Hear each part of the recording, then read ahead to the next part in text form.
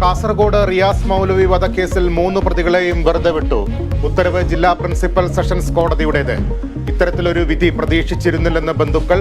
Appeal നൽകുന്ന കാര്യം ആലോചിച്ച് തീരുമാനിക്കും. സംസ്ഥാനത്ത് പ്രചാരണ ചൂടുയരുന്നു. മുഖ്യമന്ത്രിയുടെ മണ്ഡല പര്യടനത്തിന് തിരുവനന്തപുരത്ത് തുടക്കം. കൂടുതൽ മുന്നണി സ്ഥാനാർത്ഥികൾ പത്രിക സമർപ്പിച്ചു. ഇടുക്കി ഉടുമ്പൻചോലയിൽ ഇരട്ട വോട്ടെന്ന് പരാതി. 174 പേർക്ക് റവന്യൂ വകുപ്പ് നോട്ടീസ് അയച്ചു.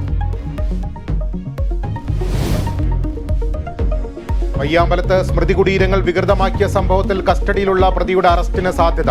കസ്റ്റഡിയിലുള്ളത് ആക്രി സാധനങ്ങൾ പെറുക്കി വിൽക്കുന്നയാൾ. രാഷ്ട്രീയമില്ലെന്ന് പോലീസ്.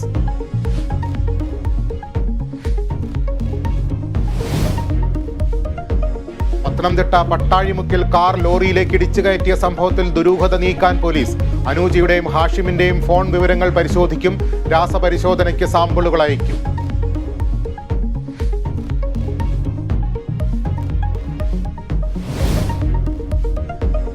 വന്യജീവി ഭീതി ഒഴിയാതെ ഇടുക്കി. ചിന്നക്കനാലിൽ ചക്കക്കൊമ്പൻ പശുവിനെ ആക്രമിച്ചു. ദേവികുളത്തിറങ്ങിയ പടയപ്പയെ തുരത്തി. കുമളി സ്പ്രിംഗ് വാലിയിലിറങ്ങിയ കാട്ടുപോത്തിനെ കണ്ടെത്താൻ ഡ്രോൺ നിരീക്ഷണം.